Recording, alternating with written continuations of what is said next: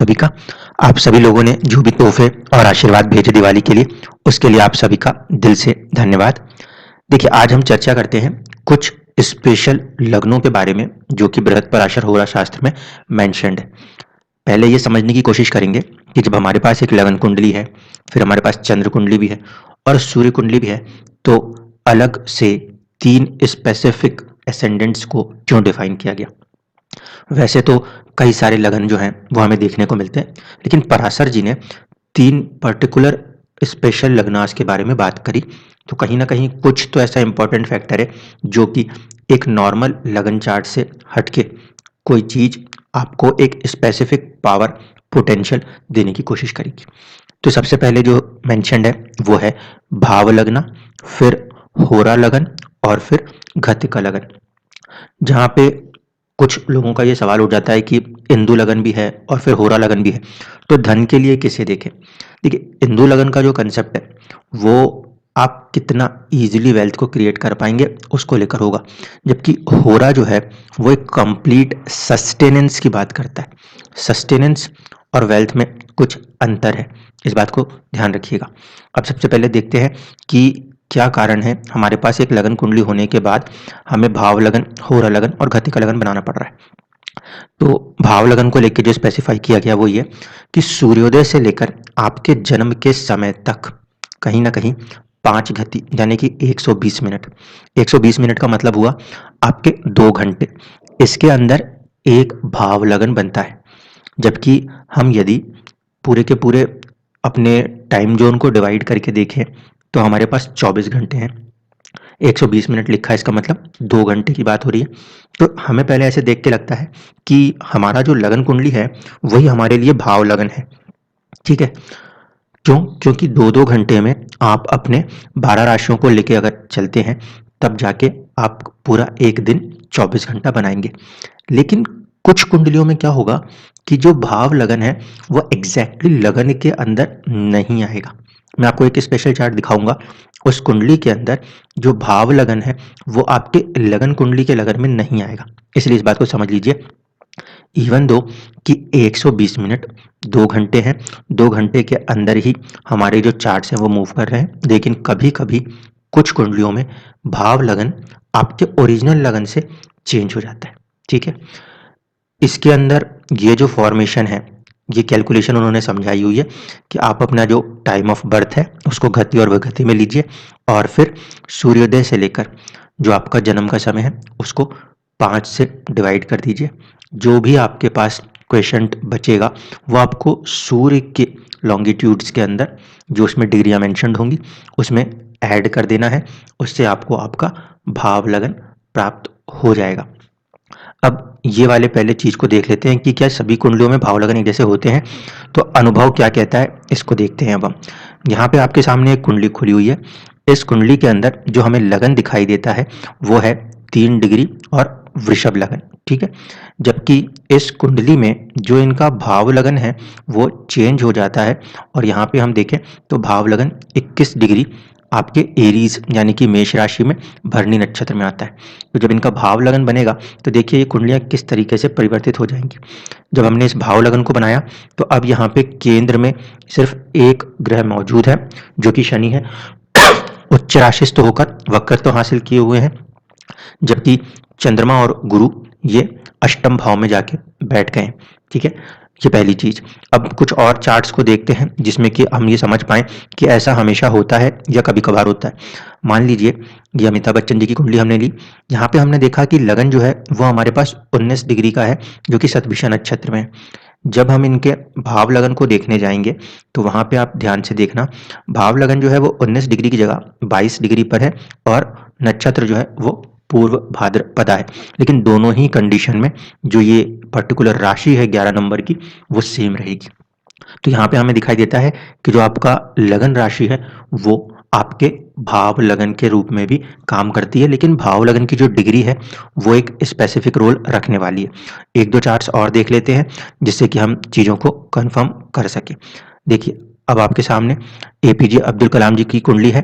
यहाँ पे हम देखें तो लगन है 24 डिग्री का। ठीक है, राशि जो है वो है कर्क राशि और जो इनका भाव लगन बनता है वो कहीं ना कहीं इनका 24 डिग्री पर ही कर्क राशि में फिर से मिल जाता है। तो यहाँ पे हम देख सकते हैं कि ओरिजिनल लगन कुंडली जो है वही उनके लिए भाव लगन के रूप में भी काम कर रही है, क्योंकि वहाँ पे एग्जैक्टली सेम नक्षत्र, सेम डिग्रीज प्राप्त होती हैं।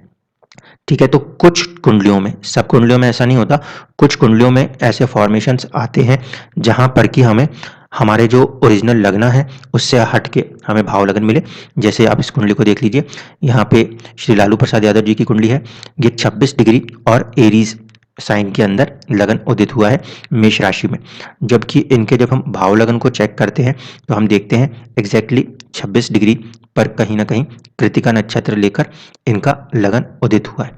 तो कुछ केसेस में ऐसा होगा, सिर्फ कुछ केसेस में ऐसा होगा जहां पर कि आपका लगन कुंडली से आपका भाव लगन अलग आता होगा, वरना ज़्यादातर केसेस में मेरे हिसाब से मैं कहूँ तो 90% केसेस में आपको आपके भाव लगन के अंदर ही आपकी ओरिजिनल लगन देखने को मिलती है। ठीक है, अब दूसरे लगन के ऊपर अगर हम बात करें तो दूसरा इंपॉर्टेंट लगना जो है वो है होरा। होरा जो है वो हमें किस बात के लिए हेल्प करेंगे? अब देखिए, जो सूर्योदय से लेकर आपके जन्म का जो समय है उसमें हम होरा लगन को लेते हैं। और होरा कितने समय में रिपीट करता है?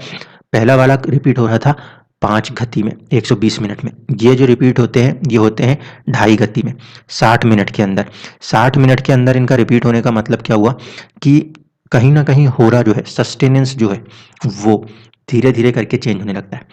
120 मिनट के अंदर जो आपको एक लगन प्राप्त होती है, उस लगन के अंदर सबके जीवन एक जैसे नहीं होते, उसी दिन जन्म लेने के बावजूद भी। तो उसके लिए सेकंड जो है वो है सस्टेनेंस। किसी एक को कुछ अच्छा मिल रहा है, किसी दूसरे को थोड़ा सा चीज़ें हट के मिल रही हैं। इसलिए होरा को हम वेल्थ के तौर पे नहीं देखेंगे। जब हम होरा को वेल्थ के तौर पे देखेंगे तो वो होता है हमारे लिए D2 डिविजनल चार्ट सेकंड, जहां हम उसकी बात नहीं कर रहे। यहाँ पे हम बात कर रहे हैं आपके ओरिजिनल लगन कुंडली के अंदर एक पर्टिकुलर चीज़ है जिसे कहते हैं मेंटेनेंस, सस्टेनेंस। ठीक है, तो वो चीज़ होती है आपकी होरा। और होरा जो है वो एक लगन के अंदर कितने कितने समय में चेंज होती है? एक एक घंटे के अंदर आपकी जो होरा है वो चेंज होने लगती है। अब होरा जो है वो तो सस्टेनेंस के लिए काम कर रही है, तो सबकी सस्टेनेंस अलग अलग हो सकती है। अब अगर बात करें घतिक लगन की, तो घतिक लगन जो है ये थोड़ा और आपको एक रिफाइंड कर सकता है। यहाँ पे अगर हम आ जाएं तो यहाँ पे जो लगन है उसकी चेंज होने की गति होती है 24 मिनट।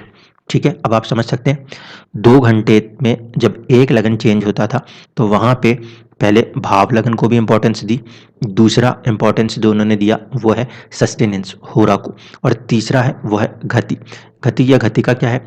आप अपनी कितने प्रभुत्व को दुनिया के सामने रख पाएंगे, ये आपकी घटिका है। और ये 24-24 मिनट के अंतराल पे कहीं ना कहीं चेंज होती रहती है। इन तीनों ही लगनों के अंदर जो इम्पोर्टेंट पॉइंट है उसको समझ लीजिए। जब उन्होंने ये 3 स्पेशल लगन्स को स्पेसिफाई किया है तो वहां पे उन्होंने एक बात को ध्यान देने को कहा है, और वो ये है कि आपकी जो डिग्रीज होंगी स्पेसिफिकली उन डिग्रीज के आसपास ही जब कोई प्लैनेट्स की मूवमेंट होंगी तो आपको कुछ ना कुछ, अगर पॉजिटिव प्लैनेट है तो पॉजिटिव, नेगेटिव प्लैनेट है तो नेगेटिव रिजल्ट्स महसूस होने लगते हैं। ठीक है, और हमेशा आपको जो अपनी लाइफ के पूरे एनालिसिस करने हैं वो कहीं ना कहीं 4 कुंडलियों को लेकर करने। 4 कुंडलियां कौन कौन सी हो सकती हैं? एक तो होगी आपकी भाव की कुंडली, ठीक है, जो कि भाव लगन से आ रही है। एक आपकी ओरिजिनल लगन कुंडली है एसेंडेंट वाली। दूसरा जो है वो हो रहा है आपका होरा, जिससे आप अपने सस्टेनेंस को समझते हो। और फिर आप अपने कितने प्रभुत्व को रखते हो, दैट इज घातिका। ठीक है, ये जो 4 कुंडलियां हैं इनका स्पेसिफिक एनालिसिस किसी पर्टिकुलर व्यक्ति के जिंदगी के अंदर जो मेजर फैक्टर्स हैं लाइफ के, उनके बारे में डिसीजंस दे सकता है। जैसे कि हमने पर्टिकुलर चार्ट के अंदर देखने की कोशिश करी थी कि उस कुंडली में हमारे पास कहीं ना कहीं जो भाव लगन है वो चेंज हो जाता है। जब भाव लगन चेंज हो रहा है तो आप देखिए यहाँ से हमें जो लगन कुंडली दिख रही थी इसमें ग्रहों की पोजीशन प्लेसमेंट्स कुछ अलग ही थी, जो कि जिंदगी की कहानी को कुछ अलग नजरिए से दिखाते थे। जब हम स्पेसिफिकली भाव के पोजीशन से जाते हैं तो फिर हमें चीज़ों में कहीं ना कहीं बदलाव नजर आता है। जिंदगी के अंदर कहीं ना कहीं चुनौतियां यहाँ से नजर आती हैं। ये कुंडली वैसे भी एक इम्पॉर्टेंट पॉइंट रहेगी, क्योंकि इसके अंदर मैं आपसे दग्ध राशि का भी कहीं ना कहीं एक डिस्कशन करूंगा। केतु इस कुंडली में एक दग्ध राशि में मौजूद है। माना तो ये जाना चाहिए था कि दग्ध राशि में अगर कोई वक्री ग्रह है तो वो अच्छे फल करते हैं, लेकिन केतु ग्रह जो है उनकी दशा चलने पे भी इस कुंडली के अंदर उतने शुभत्व प्राप्त नहीं हुए जितनी की हम उम्मीद लगा के बैठे थे। तो ऐसा क्यों हुआ, इस पे हम कल के वीडियो में चर्चा करेंगे। धन्यवाद।